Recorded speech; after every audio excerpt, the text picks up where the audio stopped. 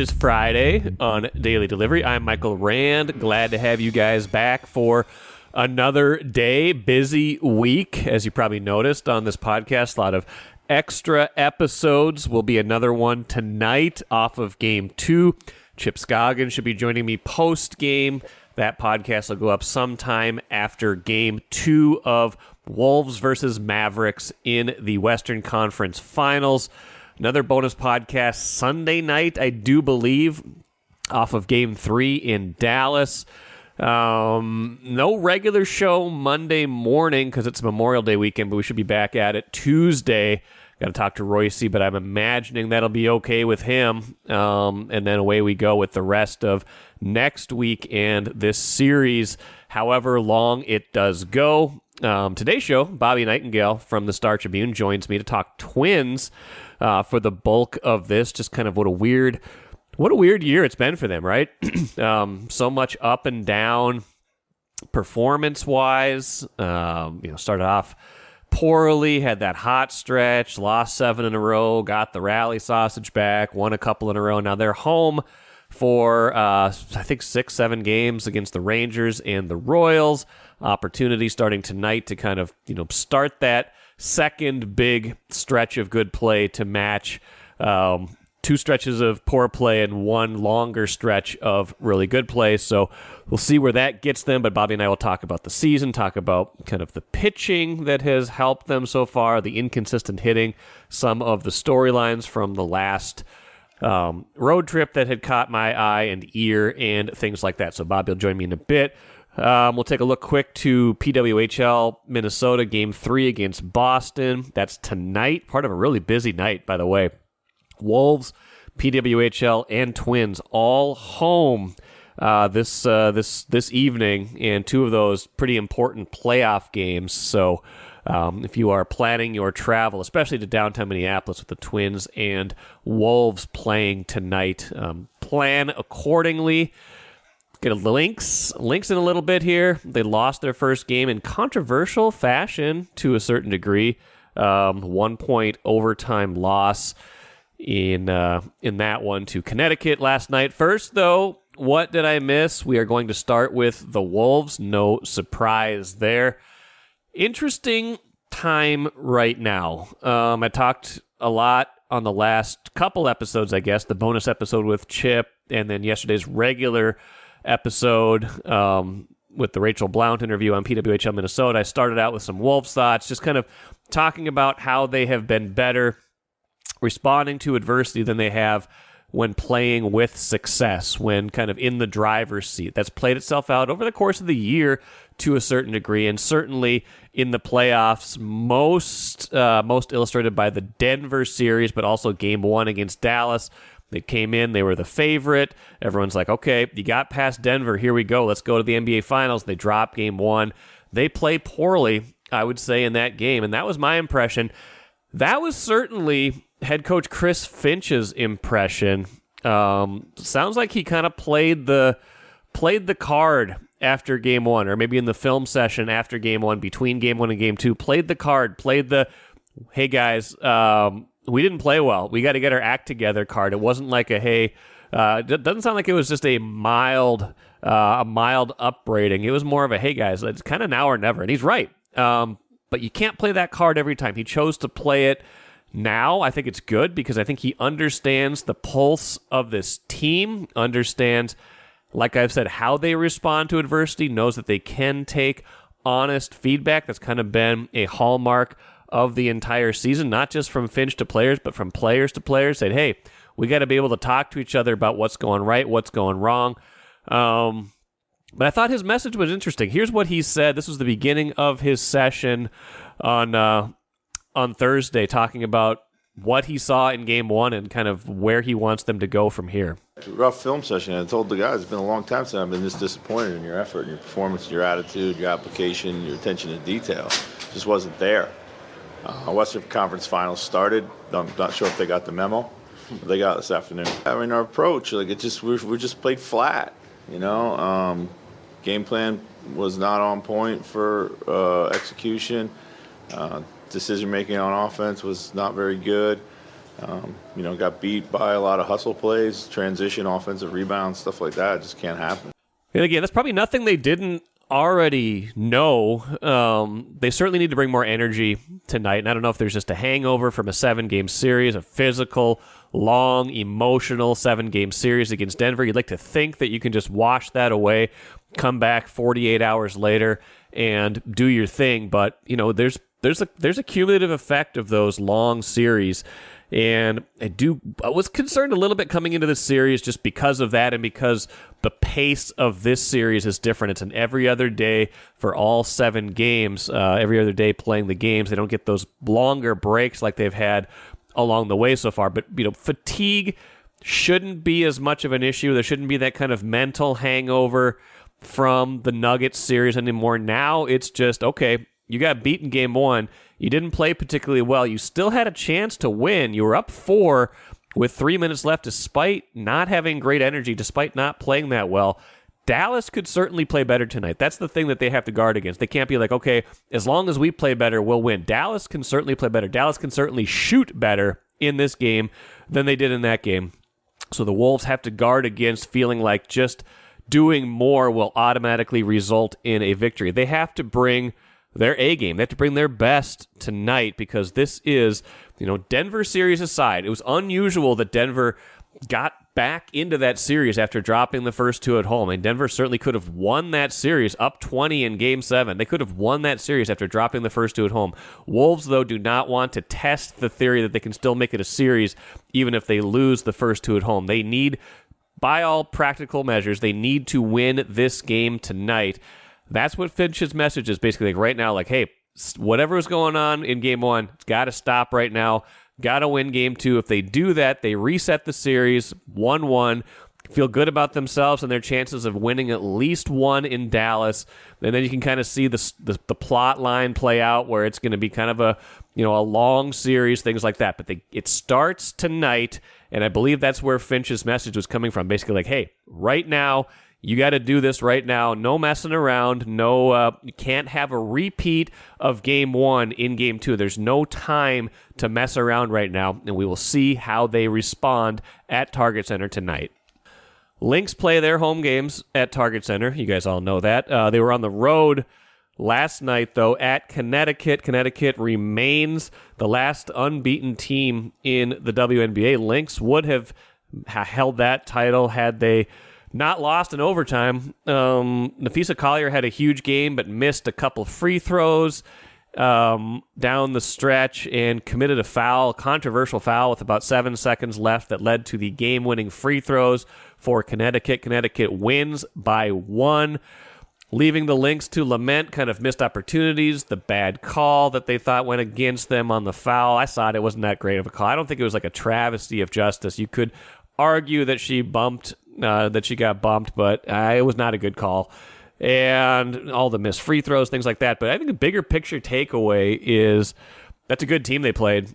And they've already won. They were already 2-0 going into this game. They've already played some tough, close games. 2 out of the 3 games have gone into overtime. I think this will be a competitive, good team as long as they can kind of maintain these things that they're doing well, kind of the battles, building around Collier, building around kind of a new identity with some of these new players they have. Should be a pretty good team this year. Like Kent Youngblood was saying before the season started, actually before the home opener last week when I had him on the show, just kind of like the new identity of this team. Toughness, defense, kind of getting back to the things that were hallmarks of the better versions of this team in years past that maybe slipped some last season. So, you never want to lose, but at this point in the season, when it's Game 3, the bigger picture is probably more important. The bigger picture, I think they have to be encouraged that they are going to be a team that can be competitive all season long. Let's talk Twins today with Bobby Nightengale Jr. from the Star Tribune. Bobby, you were on an eventful road trip. A lot happened, especially kind of end of the Cleveland series, early Washington series. You had the losing streak, got to 7 games after that really hot run of 17-3 play.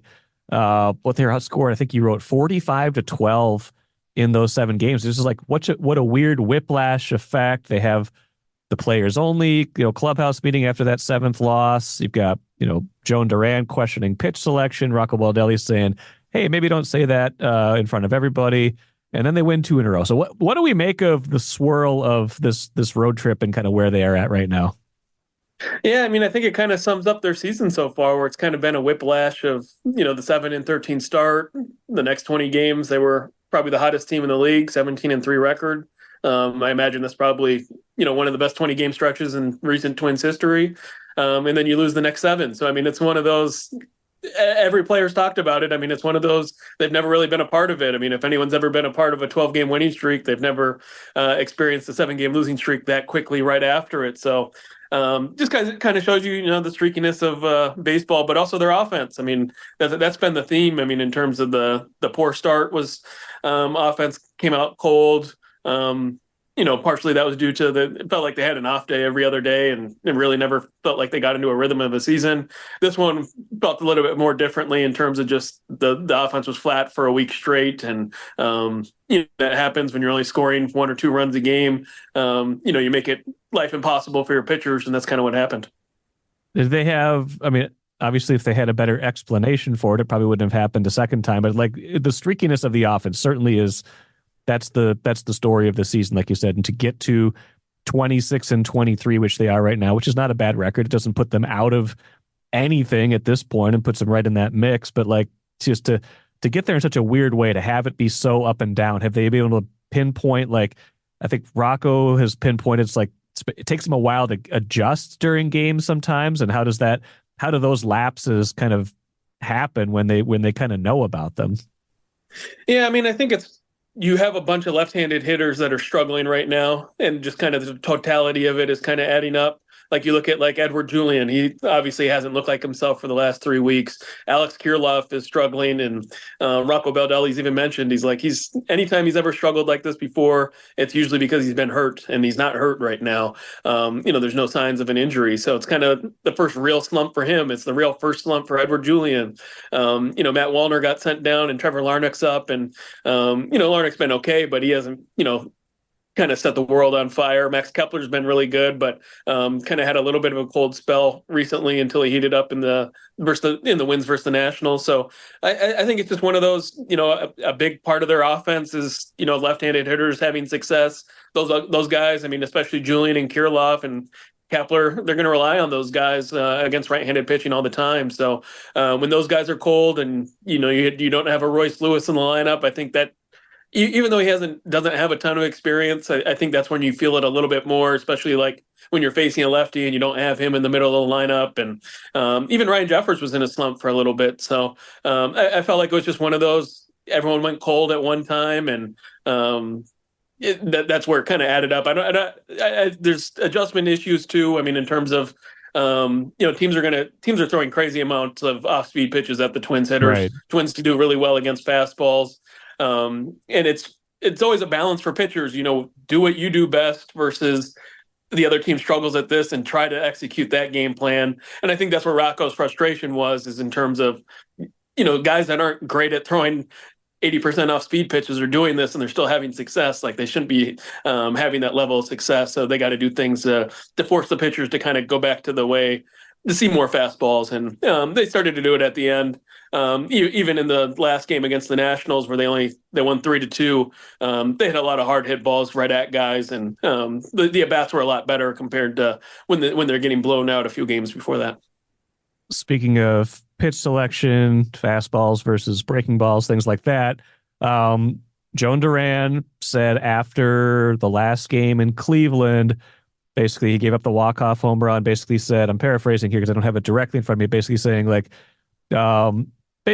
maybe he thought a fastball was a better pitch in that situation. It's definitely his better pitch, but hey, if the scouting report tells you that, I just work here. I'm just an employee here. I'm going to do what I'm told, but it didn't work out great. And then next day, Rocco is basically saying, hey, you could say that beforehand. You can't really say that afterwards. He was surprised that Duran said that publicly, and basically said he thought it was because Duran was just frustrated that they were losing and that he'd given up the home run. What did you make of that kind of like 2-day story? Yeah, I mean, I've covered frustrated closers before. That's kind of how it goes when they give up the homer. I mean, you give up a foul ball and that curve ball, you probably never hear about it post game, Sure. that he didn't want to throw that pitch. It's just the one pitch, the one outcome that he couldn't have, a homer right there, is what burned him. But when you're not convicted in a pitch, that's usually what happens at the big league level too. But yeah, I mean, even talking to like Christian Vasquez, who's the catcher, he was in that meeting. He said, we came up with the game plan to go with the curveball. It wasn't really brought up. Duran said he didn't try to shake it off afterwards. So I mean, it was one of those. I'm sure in his head, he said, he probably felt strongly. If you do feel that strongly, feel free to speak up. But teams do have game plans that come from the dugout sometimes. And Pete Mackey, when he makes those mound visits, a lot of times it's, hey, do this, do this, do this. And when it works, pitchers are very happy. When it doesn't work, usually it doesn't come out that publicly, but obviously that was the second home run he gave up on his curveball. Right. He gave up one to Jose Ramirez that he was okay with that pitch selection. He just didn't like the one to Will Brennan, but also, you could point to he gave up a walk right before that, and that's what put him in the bad position against Will Brennan. So I just think it was one of those. The frustration added up was the losing streak for Duran. He's never really struggled in the closer role, and it kind of just built up into that. It wasn't one of those like you felt like the whole clubhouse was pissed off at the game planning and upset about something. It felt like it was more one guy was just venting and. I lean towards more Rocco's where it was like, he was frustrated with the situation versus our game planning doesn't work. And, we're not doing what our pitchers think we can, and we don't have the ability to shake off. Right. I saw a lot of internet takes, but I don't think it matched up with kind of how the situation aligned. Do they have a good amount of decision latitude to shake off a pitch or to say, hey, I think a fastball is better in the situation, especially if the data that they're bringing to them from Pete Mackey and their scouting reports and Vasquez is telling them curveball here. How much do you think he can really say no fastball here? I mean, it's one of those. He does have the opportunity, but it's also one of those. Don't throw a fastball and give up a home run on that either. Right. I mean, you better be right if you're going to make that call and kind of go rogue a little bit. Because I mean, you have to think about it. I mean, there's a lot of people on that Twin staff that people don't know about that are kind of behind the scenes that go into this daily. Of course, this is the hot zone. This is where you should throw your pitches. This is how it works, and dedicate a lot of time on how to attack hitters. So there's a lot of research into that. Pitchers shake off. I mean, you see it a lot more with starting pitchers. Right. But obviously with the pitch com, it's probably not as obvious anymore. So, I mean, they do have the latitude to do it. The Twins definitely do have game plan where Pete Mackey, the dugout, will give suggestions. And there's also the pitching cards in their pockets that'll tell them how to attack hitters. So it's all on their mind. But, I mean, it's also there's runners on first and second in a tie game. I mean, even if he gave up a single on a fastball, which maybe that was the right pitch, but give up a single on that, you lose the game too. So right. It was one of those, he had to get ahead. I didn't think it was a terrible pitch either. I mean, it was an inside pitch and Will Brennan just did a nice job hitting it out of the park. But I do think it's not a huge fight between players and the staff. I think it's more just that pitch just got away. And I was surprised to see it turn into such like MLB Network I saw was talking about it into a big debate about analytics versus whether pitchers have longitude. Because I think every organization does this too. But it feels a little bit like when you see pitchers give up a hit against a shift, right? Like they're shifting all over and then like someone bleeds a single through one side and pitcher's like, oh man, that would have been a double play if not for the shift. And then you don't ever hear him talking about, oh, that shift, like that was a good one. They saved me 2 runs there because that would have been a hit. Like it's the outcome based guessing. I think that second guessing that probably happens there. Although I get what Duran's saying. Like Duran's best pitch. I mean, he throws 100 miles an hour on his worst days. Usually, he was a little slower the other day. I think his fastball in Washington was more like 98, 99, which is still plenty fast. Like he probably thinks like, hey, let me throw the heat or let me throw at least the that change-up splitter, which is not a change-up in my book anyway. But like, I'm sure he's thinking that's my third best pitch on most days. Why am I throwing it? But it also, to me, is some of that, like, and you probably hear it all the time, like the pitcher's griping about the shift, but they're going to keep shifting because the data says, hey, 60% of the time this is going to work. Like you're trying to get all the edges you can get, and sometimes it's not going to work. Yeah, I mean, I think that's a great example. Just obviously the shift's limited now, but when it was there, I mean, Right. Right. it was definitely I thought that was kind of a relevant example. But yeah, I mean, I think it's just that was only the first pitch of the at bat too. I don't know if it was, hey, throw your first pitch curveball and keep throwing curveballs. I mean, I have no idea what the second pitch was going to be. If there was going to be like, okay, set up your fastball off the curveball or something like that. But yeah, I just think it kind of showed too. I mean, just kind of the frustration in terms of losing to the Guardians. It's kind of a division series. They know the importance of those games, how much those can add up at the end of the season. I think that added up too for Duran. But it was kind of funny, like post game. I mean, you heard like Rocco spoke, and he was obviously disappointed at the sweep. Duran spoke and was frustrated that he gave up the walk-off homer on the curveball. But the rest of the clubhouse, I mean, it wasn't like our season's over, we just got swept by the Guardians, this is the worst thing that ever happened. I mean, like Chris Paddock he threw eight innings and was happy with his performance. They kind of had a crazy top of the ninth where Byron Buxton scored on 2 errors and basically saved the game with his legs. And the rest of the clubhouse was as far as, I wouldn't say upbeat, but I mean as content as livable with a 3-game sweep as possible in terms of like, I didn't feel like there was anger inside the clubhouse in terms of how that, the Duran pitch went or anything else. I felt it was more like it was one guy who was upset. Then, of course, they get routed the next day against Washington. Then they have the clubhouse, closed door, like, hey, guys, we're not playing good. We got to shape this up. I mean, those things could be kind of overblown. You probably don't want to have a players only meeting before Memorial Day, but I don't know if it worked or not, but they've won 2 in a row since then. What do you imagine, whatever you've learned from it, or just like what generally happens in these closed door meetings? Like, what do you think they were trying to get out of that? Yeah, it sounded like, I mean, no one wanted to say who's the one who spoke up or anything, but it sounded like the message was just, hey, just relax. We're in this together. This is rough times kind of show who true people's character are. And, as Rocco said, I mean, he kind of called out the offense on his own. He wasn't in the players only meeting, but called out their approach. And he's like, hey, I wouldn't be doing this if I didn't think we were capable of being a good offense, and kind of criticizing the offense as much as he did. If it was a personnel issue, if it was a talent issue, he's like, I probably would have done a different approach, but the talent's there to, have success offensively. They're better than 12 runs in a week. In a 7-game stretch. So I think it was just one of those players just trying to remind themselves, hey, I mean, think how fast it turned. I mean, they went from 1 week ago, it was you're the hottest team in baseball, to the next week after that, you just got swept by a division rival and the Yankees. And, now you're getting crushed by the Washington Nationals. And now it feels like your season's falling apart. So, it was a quick whiplash in a week. And I think it was just players trying to remind themselves, hey, just relax a little bit. The talent's here. It's in the room. Just try to focus on the game plan and focus on what you do well. Do I have the timeline of the rally sausage right? So it was a big part of their 17-3 run. Like everyone's like, oh, this is kind of a fun thing. Like fans in the stands are bringing giant summer sausages and just like snacking on them, like some, like it's just a regular snack without anything else, which is, whatever, to each their own.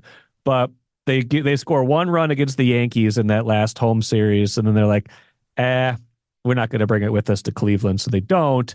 And then they get swept by Cleveland, and then all of a sudden, they've lost 7 in a row by the time they lose that one to Washington. They're not scoring runs, 12 runs in 7 games, so it's continued from the Yankees series. So like, we got to get the sausage back. They get it back before they scored the 10 runs. Now they've won 2 in a row. But is that the rough timeline for the sausage? It is. There's a debate on whether it was left behind accidentally and someone just forgot to bring it, or they got swept by the Yankees and it was like, okay, the power's gone. Well, we can do without it now. Right. But as soon as I think it was after they lost the second game to the Guardians. I think that was the blowout loss. They tried to get it there on Sunday, and mailing stuff on Sunday, it didn't show up until Tuesday. But that's the rough timeline is, right when he got back in the clubhouse, the offense finally came to life. And whether you want to believe in the power of the sausage or not, it's been there for a lot of wins. It has. I can't imagine it's going away anytime soon, too, now that it's, reemerged and they win 2 in a row. I think it's kind of funny. Like, I've had plenty of sports superstitions over the years. Like, some of them, extending into fandom where you have no control. But like if a player thinks something is lucky, like I even go back to 2002, the last time before last fall when the Twins had actually won a playoff series where they beat the A's and then got to play the Angels in the ALCS. Angels had the rally monkey that year, and it was like a big thing. It was a big deal. And it was like, of course, there's nothing to it. It's just a thing that kind of unifies the fans and the players and stuff like that. But if you believe in something, there is some power in it, even if a sausage isn't magical. Like, do you think that there's some like relevance to it, like something that kind of brings a team together? And if they think it's lucky, then in some ways it is lucky.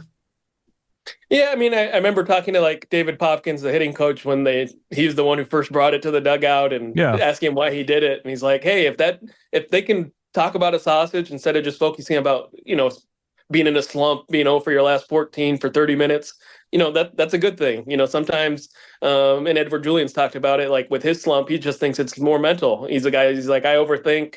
I probably spend too much time in the batting cage when I'm slumping. And sometimes you just need to relax. And if it's like, okay, relax, the sausage has you. And if as long as you touch the sausage, you'll have success. It sounds silly in any other place besides sports. It probably wouldn't make sense, but if it works, it's not ridiculous. Buxton hit 2 home runs. Is he a believer now? Yeah, well, he told me. I mean, when they first brought the sausage out, he's like, "I'm never going to touch that thing." He's like, "It's going to bring fungus out," and he did. Yeah, he's like, he said he's a true believer now that he touched it. So look at him now. Once you hit 2 homers, I mean, you can't go against it. No, you can't. A couple more things, Bobby. One, I think one of the storylines I kept bringing up going into the year was worrying about starting pitching depth, and I just didn't know what they had beyond the 5 they were going to open with. And then, of course, DeSclafani got hurt before they even broke camp early, so they started the year with the rotation they had. Then Louis Varland gets sent down. They bring up Simeon Woods Richardson, and you're like, how is this going to go? And, by and large, the rotation has been pretty good. Pablo Lopez, rough start the other day. Like his ERA is creeping up into the mid-4s, but he's had better starts than the one he had the other day and kind of got dinked and dunked to death a little bit in that game. Simeon Woods Richardson, though, is the one who kind of stands out. They didn't stretch him too far the other day with kind of a rested bullpen in the game coming up off day on Thursday, but just the lift he's given them as a number 5 starter, that has kind of held some of this together even when the offense has been so up and down. Yeah, I mean, it's one of those, even with your number 5 starter on the mound, he gives you a chance to win. And, not every team has that. When Louis Varland was struggling, you kind of felt like, okay, the way he was giving up runs, it was like, okay, they're going to have to grind out a lot of runs today.